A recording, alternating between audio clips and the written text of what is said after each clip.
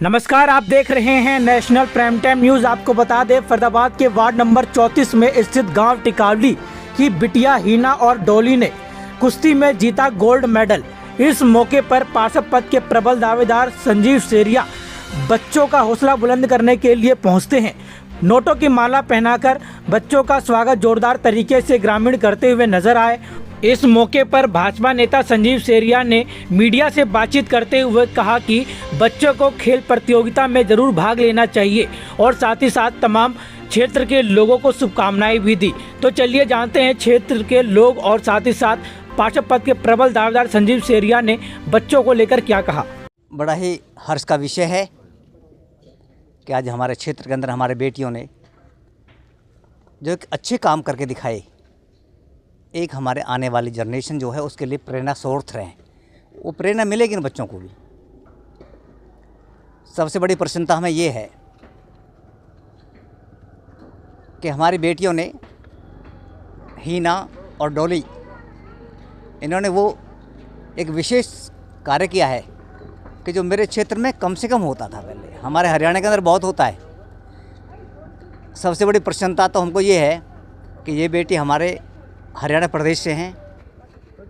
उसके बाद में हमारे फरीदाबाद क्षेत्र से है, हमारे ज़िले से है।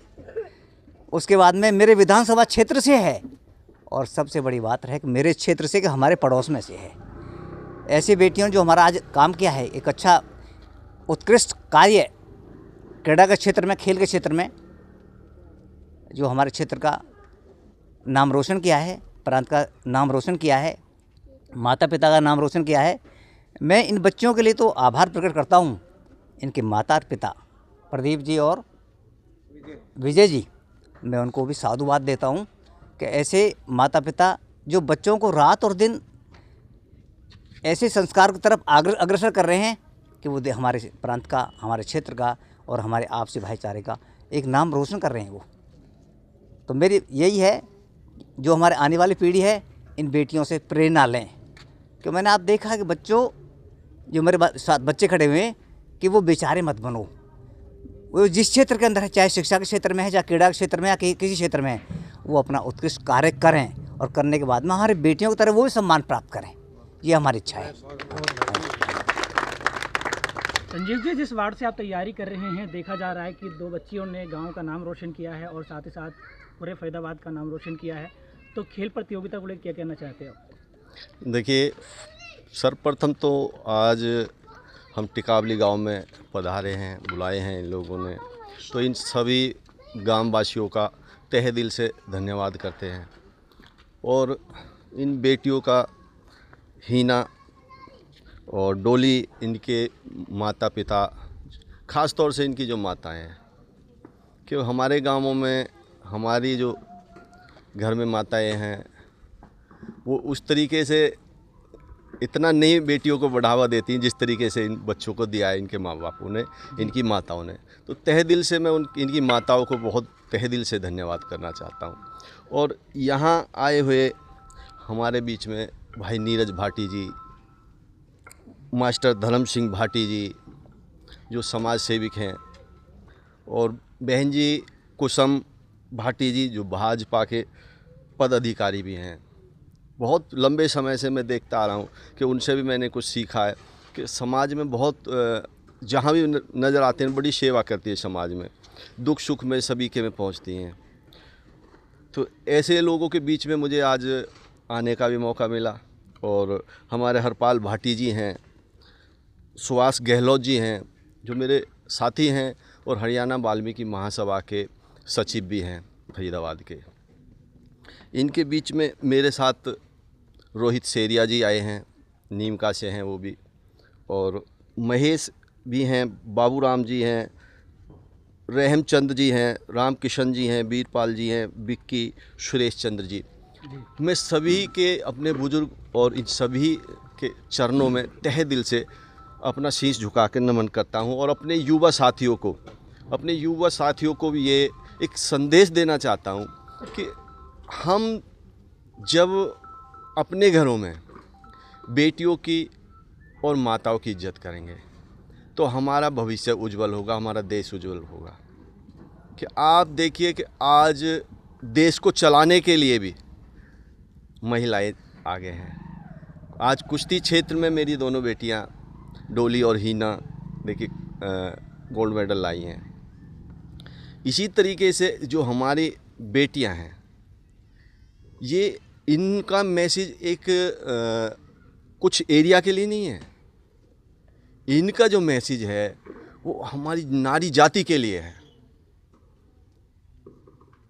जिस परिस्थिति में मैंने अभी बहन जी कुसुम जी का भी नाम लिया, जिस परिस्थिति से वो निकल के आई और फिर भी समाज की सेवा में लगी रहीं, तो ये हमारे समाज में एक जो उत्थान हमारा जो बढ़ रहा है, इसको हमें सभी को मिलकर हमें अपनी बेटियों को, बहुओं को, लेडीज़ों को सम्मान देना चाहिए।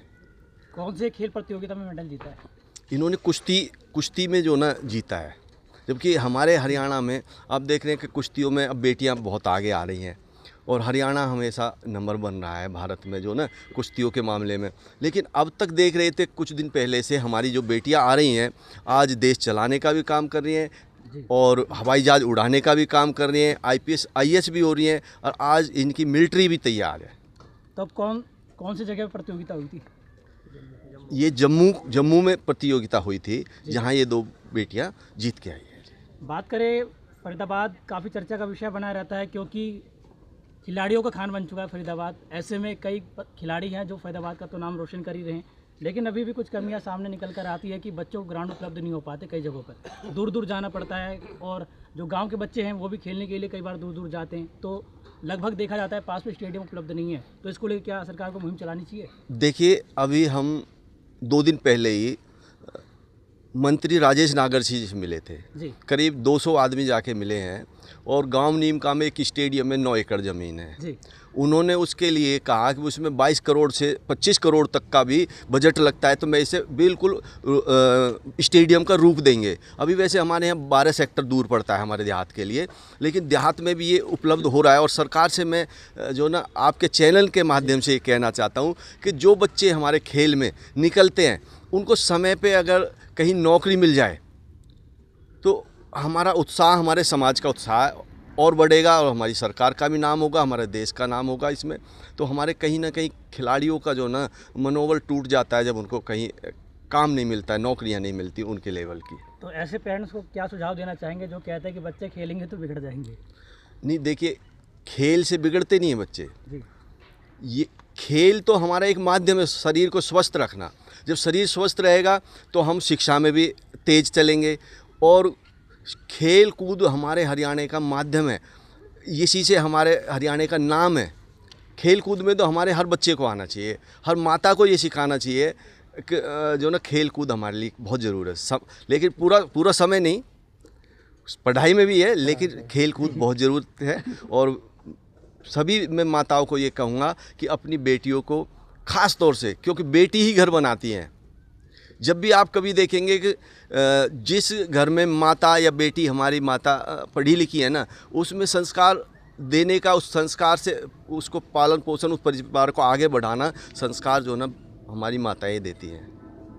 मैडम, आप भी एक महिला है और आज के समय में क्या वाकई में लगता है कि महिलाओं को खेल में आगे बढ़ना चाहिए, बच्चियों को खेल में आगे बढ़ना चाहिए? हाँ जी, महिलाओं को, बच्चों को और ख़ासकर बेटियों को बहुत आगे निकलना चाहिए। मेरी तो यही सोच है और यही सोच के साथ हम घर घर में घर घर जाती हूँ, यही सोचती हूँ अपनी बेटियों को ज़्यादा से ज़्यादा पढ़ाएं लिखाएं, क्योंकि मेरी बेटी भी है, MBBS कर ली है, हमेशा बाहर रहती है। और ये बेटियाँ हैं, अभी तो ये हरियाणा लेवल पे खेल रही हैं। मैं उन्हें आशीर्वाद देना चाहूँगी कि बाहर देश विदेश में इस गांव का नाम रोशन करें, हमारे क्षेत्र का नाम रोशन करें।